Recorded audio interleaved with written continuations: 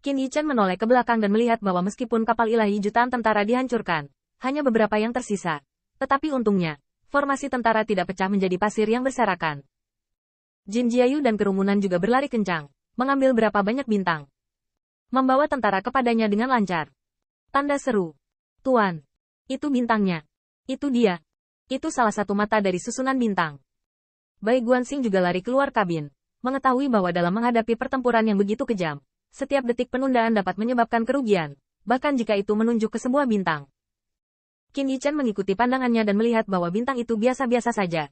Jika dia membiarkan pandangannya menyapu, dia mungkin berpikir bahwa bintang itu tidak memiliki makhluk hidup, apalagi nilai apapun. Tapi sepertinya ini adalah kecurigaan dari Raja Penangkap Bintang. Semuanya, bunuh denganku. Namun, dengan bimbingan Bai Guanxing, Qin Yichen segera mengembunkan matanya, mengangkat Jintu tinggi-tinggi dan menyemangati ketiga pasukan itu. Jin Jiayu dan yang lainnya juga tahu apa tanggung jawab jutaan pundak tentara mereka, dan apakah mereka dapat membalikkan kekalahan itu terserah mereka. Pada saat ini, kekuatan dua tentara kekaisaran akhirnya terungkap. Jutaan tentara berubah menjadi jutaan pita. Keseluruhannya tampak seperti panah dari tali.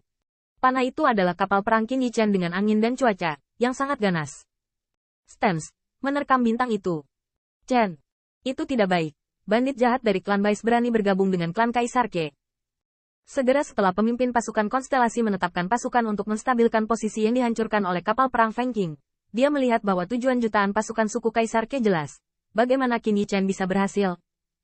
Mereka mengatur penyergapan di sini, untuk membuat klan Kaisar Ke menderita kerugian besar sebelum mencapai Wentian Pass, dan bahkan langsung menangkalnya, dan berguling kembali ke klan Kaisar Ke dengan putus asa.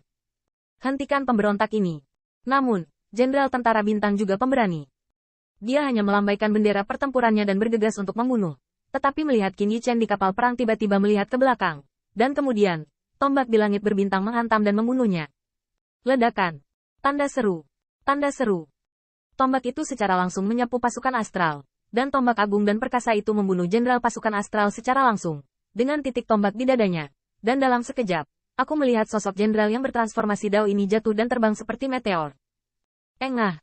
Senjata kekaisaran. Senjata Kaisar Bihai. Kenapa jenderal ini tidak punya senjata kekaisaran? Jenderal pasukan astral mengeluarkan darah dari mulut dan hidungnya. Dan yang membuatnya semakin terkejut adalah jutaan pasukan ini sepertinya mendengarkan perintah Feng Tianxing. Kaisar Dike benar-benar memberi pedang pencuri ini kekuatan untuk mengendalikan 1 juta tentara. Namun tak lama kemudian, jenderal pasukan astral tidak berani mengaum lagi. Karena kekuatan alat kekaisaran Bihai hampir menghancurkan semua organ dalamnya. Untungnya, rana pisau pencuri ini masih rendah. Jika itu rana Dao Hua yang sama, hanya 1 pukulan bisa membunuhku. Jenderal. Jenderal. Aku melihat para pengawal jenderal berkumpul di sekitar, prihatin dengan cederanya. Sementara jenderal dari pasukan astral sedang menahan hatinya. Wajahnya pucat. Jangan khawatirkan aku. Pergi. Kejar dengan kecepatan penuh. Jangan biarkan mereka mempengaruhi formasi besar raja. Tentara konstelasi dapat dikatakan terlatih dengan baik.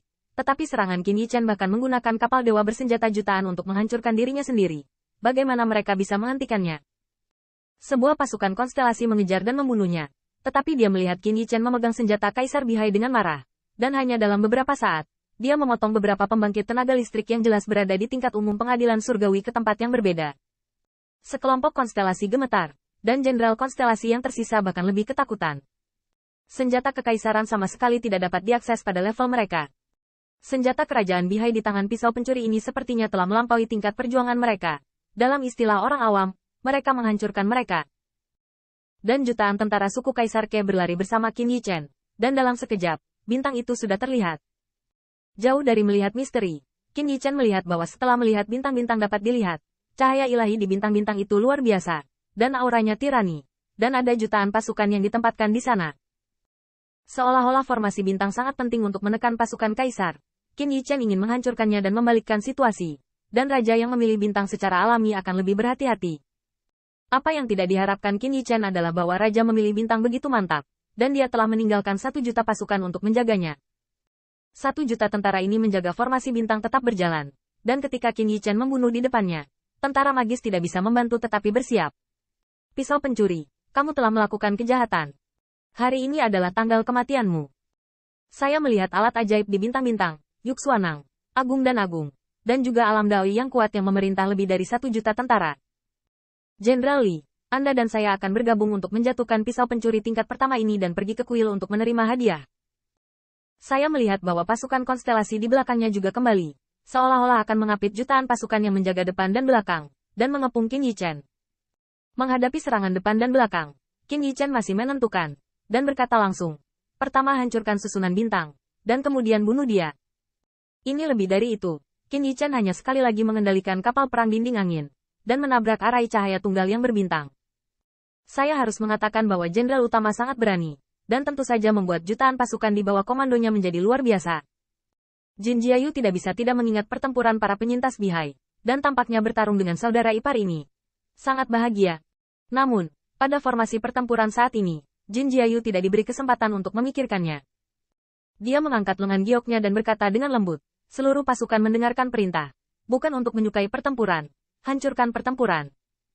Jin Iyuk, kau memimpin 100.000 pasukan untuk ikut denganku membantu Jenderal Angin. Dan sisanya, membentuk pertempuran dan melepaskan anak panah. Pada saat ini, meskipun pasukan klan Kaisar Ke sedang menghadapi serangan depan dan belakang yang mengapit, itu juga mengepung bintang di mana mata itu berada.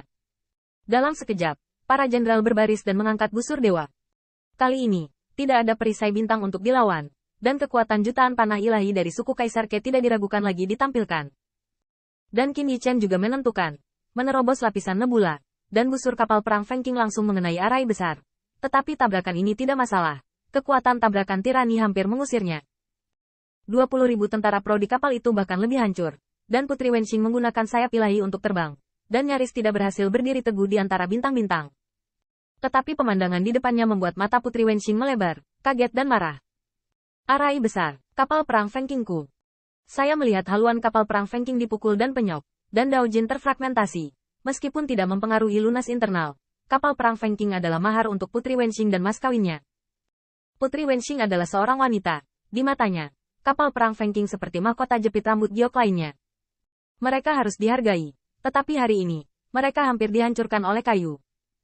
Qin Yichen bahkan tidak mempertimbangkan apa yang tidak akan menjadi mahar setelah menstabilkan sosoknya. Satu-satunya hal yang terkejut adalah bahwa formasi besar ini terbuat dari, dan bahkan sulit untuk menerobos kapal perang Feng Qing. Qin Yichen mendongak dan melihat bahwa setelah kapal perang Feng Qing bertabrakan dengan yang satu ini, tentara telah melewati 3 tembakan, dan tentara surgawi yang menjaga tempat ini juga mendekat dalam hujan panah. Kekuatan supernatural yang tak terhitung jumlahnya dan tentara supernatural dihadapkan, dan pertarungan telah dimulai. Dalam keadaan ini, kapal perang Feng Qing tidak bisa lagi memutar haluan dan meluncurkan dampak seperti itu.